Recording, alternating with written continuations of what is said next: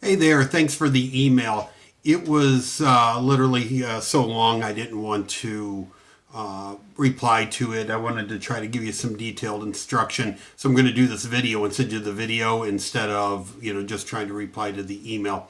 So maybe I can give you a little bit better answers than just typing it for you. So on the purchase agreement, you have number one, is this the first step to a wholesale deal? At what part of the deal should I fill this out? So basically, when you're wholesaling, you're just pretend like you're buying the property for yourself. Okay, you're trying to get the very best deal. You're trying to buy it substantially below retail value or after repair value.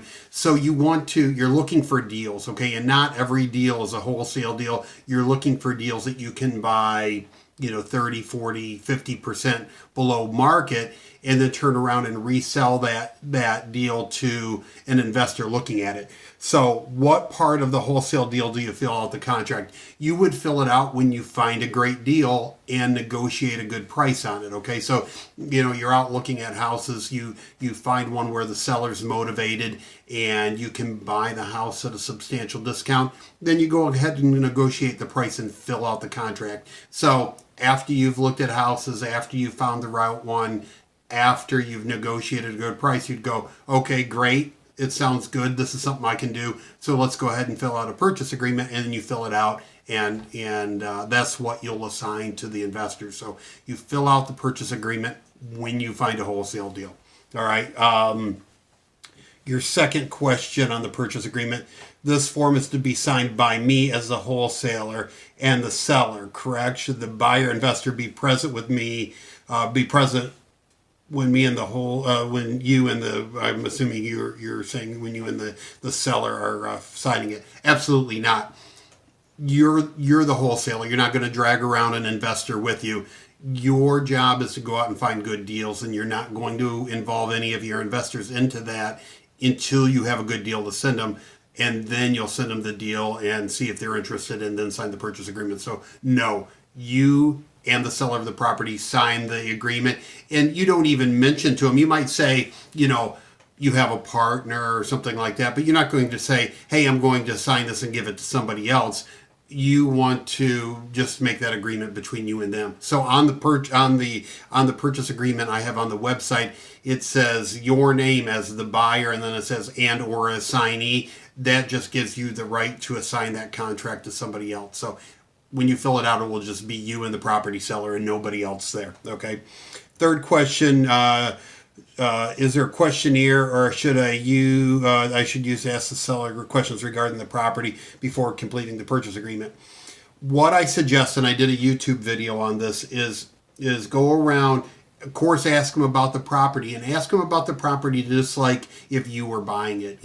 Of course, you're going to want to know how many bedrooms and how many baths, and when was the roof put on, and and all that, all the questions you would ask if you were buying a property. Okay, and then watch my YouTube video on doing a property inspection, and I show you how to take pictures. And when you go take pictures of property, you go out and see a property, you go, hey, while I'm here, I'm going to take a lot of pictures because I'm going to show this to my partner, so he can see the property too. So we, if we decide to move forward, he knows what we're getting into.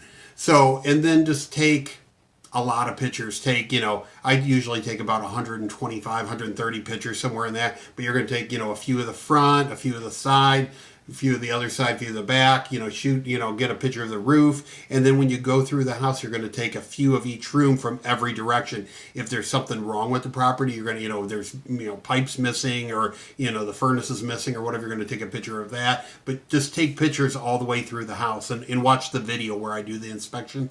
But then when you send this deal to investors, you can take all those pictures and put them in Dropbox or somewhere where you can just send them a link, so then they can see the whole house. So you're not taking buyers back there and walking them, trying to walk them through the property. You can send them the link, and they can tell from those pictures what they're agreeing to. Now, a lot of investors will want to walk the property prior to closing, but you can get the deal buttoned up with just pictures and sending them a link, and then they'll go ahead and agree to the deal, just subject to a walkthrough. Okay.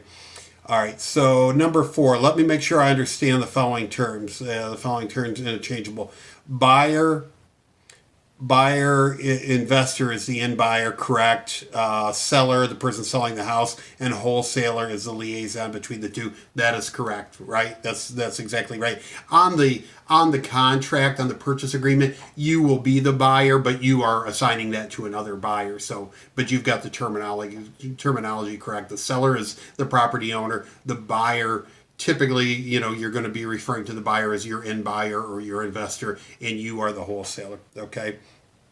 Which is the best to use, title company, or attorney? That depends on your state. Some states are, you can use a title company. Some states are, attorney closing states. So, that's something you're going to have to research and reach out to a title company. I've got a link on my website, so you can find that. I'll try to look for it and put it in the email to you so you can see what state you're in. But if you're in a title company state, then you can use a title company. But some, want you to use also an attorney to do the closing. So we just have to find out what state you're in. Is there an additional, this is number 6, is there an additional contract to be used to protect me as a wholesaler from being cut out of the deal? No, once you sign the purchase agreement with the seller, and then if you're dealing with a buyer that buys a lot, they're not going to cut you out of the deal. It's happened, but typically it does not. But once you sign the purchase agreement to buy the house, and then you get the investor to buy or to sign the assignment agreement, and you have a purchase agreement and you have the assignment, and then you are going to take those to the title company, okay? And know your title company, and have a title company you like working with, and they know you and trust you and everything. And then you're going to take them that paperwork, and once the title company has that assignment and has that whole deal, they can't cut you out of the deal. They can't say, oh, so and so told us not to pay you. That's not how it works. So that's why you want to find a investor-friendly title company, so that you're not going to get out of the deal. But it doesn't happen a lot. Every once in a while, if you're dealing with somebody that's kind of a amateur investor, they might do that. But that's why it's important to find out who is buying a lot of properties in your area, and you'll end up probably just dealing with a handful of investors that'll buy every deal that you'll ever come across. So, but build a good list of very professional real estate investors and just work with them. All right, so I hope that answers that question. Number 7, when is the best time to let the investor know I have identified a property before signing the purchase agreement? I'm just trying to ensure that it's safe time to let the investor know.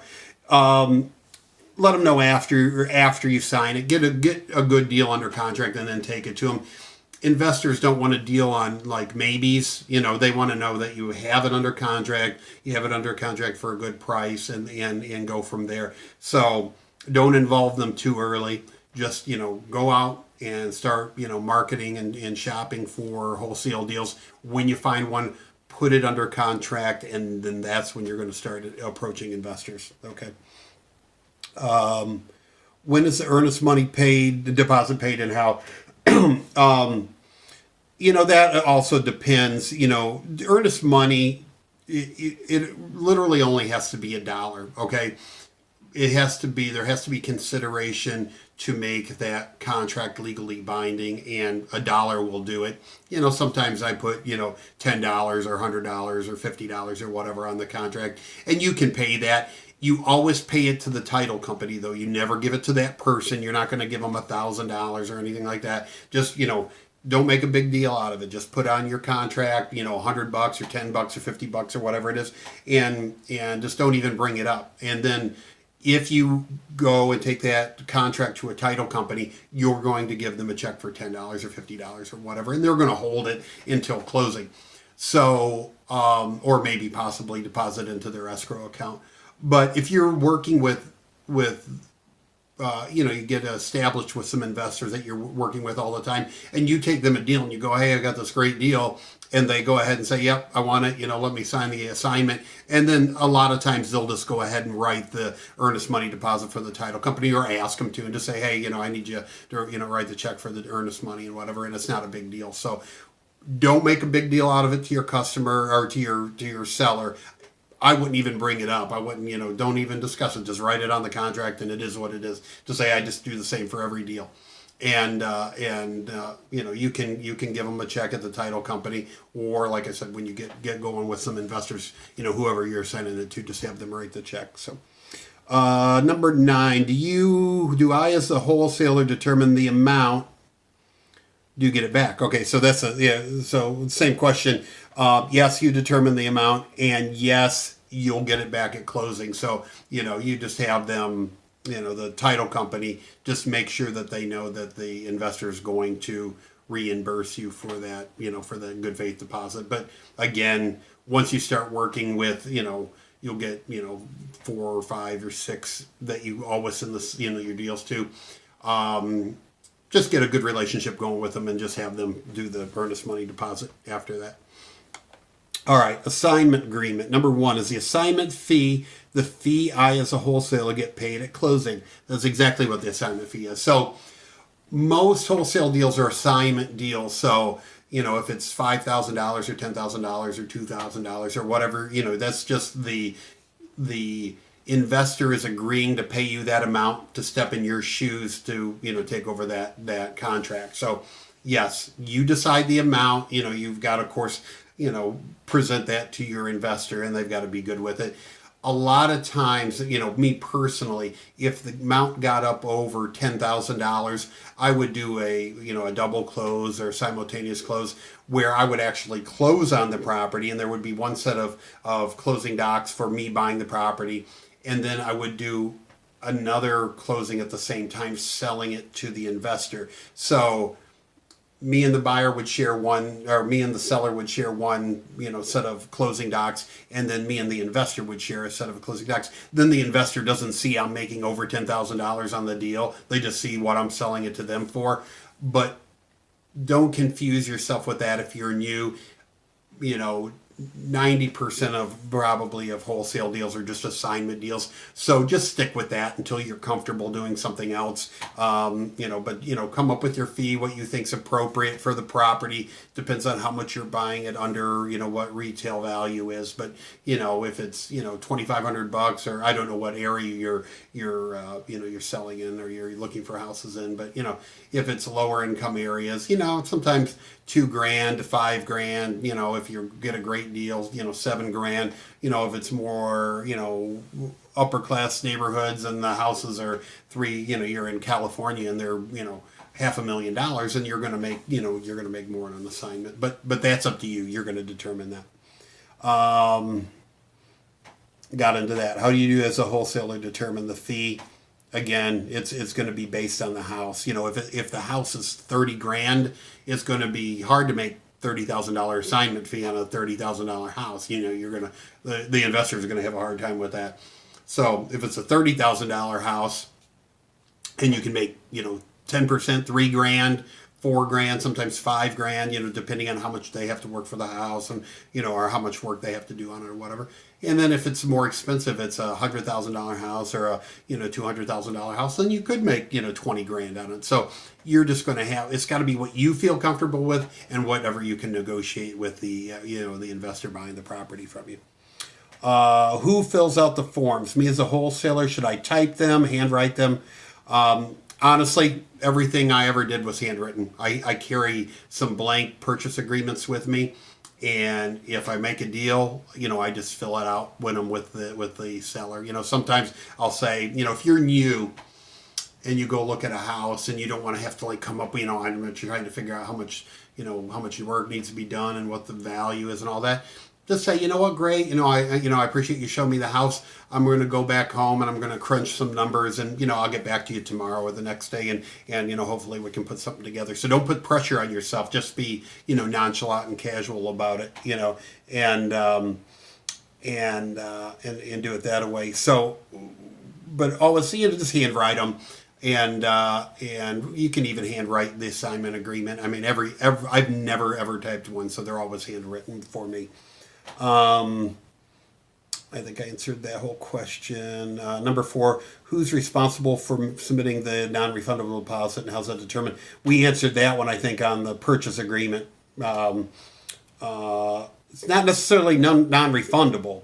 All right, it's called an earnest money deposit. Okay, and make it little. Pay it to the title company. Always write the check to the title company, and then in your purchase agreement, you're going to have your inspection clause in there. So if you go look at the house and make a deal and do the purchase agreement, and then you can't find anybody to find to buy the deal, you didn't get it at a cheap enough price, or it needs too much work or whatever, you've got the inspection clause in your contract.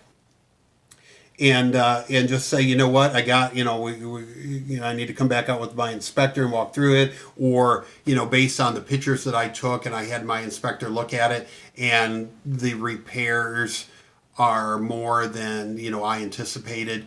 So I'm going to I'm going to write you a letter and back out of the contract. That's how you get out of it if you can't find an investor. So, but I think I answered the deposit question. That always goes to the title company. But if you need to get out of the contract, that's how you do it. You just say, what, I can't, for the amount of repairs that are needed or based on my inspection, I'm not going to buy the property. Put it in writing, mail it to them, email it to them, however you want to get it to them, but that's how you back out of a contract. Okay. Joint venture agreement. This form is used when me, as the wholesaler, want to split the assignment fee with another wholesaler. Example, if the other wholesaler has a cash buyer and I have a property, or vice versa. Exactly it.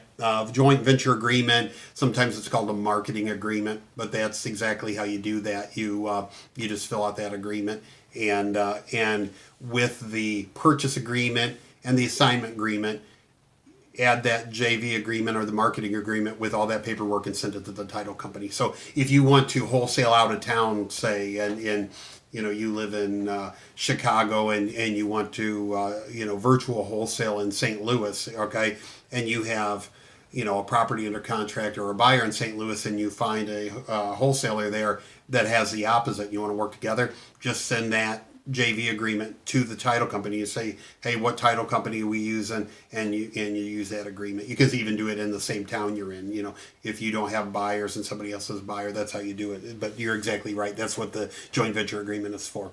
Okay.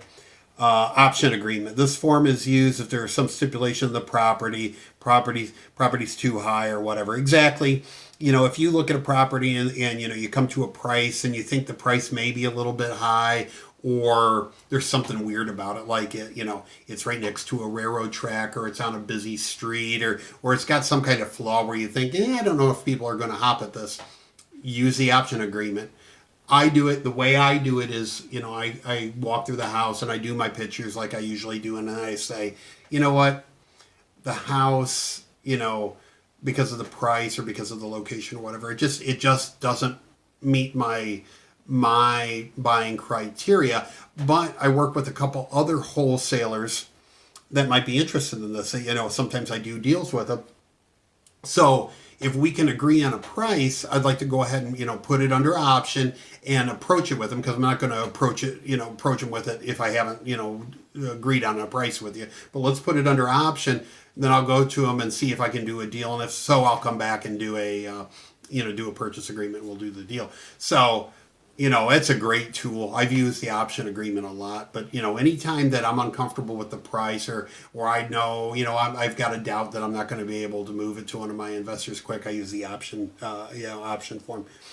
If you use this form first, what determination has been made to assign the property, then you will proceed to filling out the purchase agreement.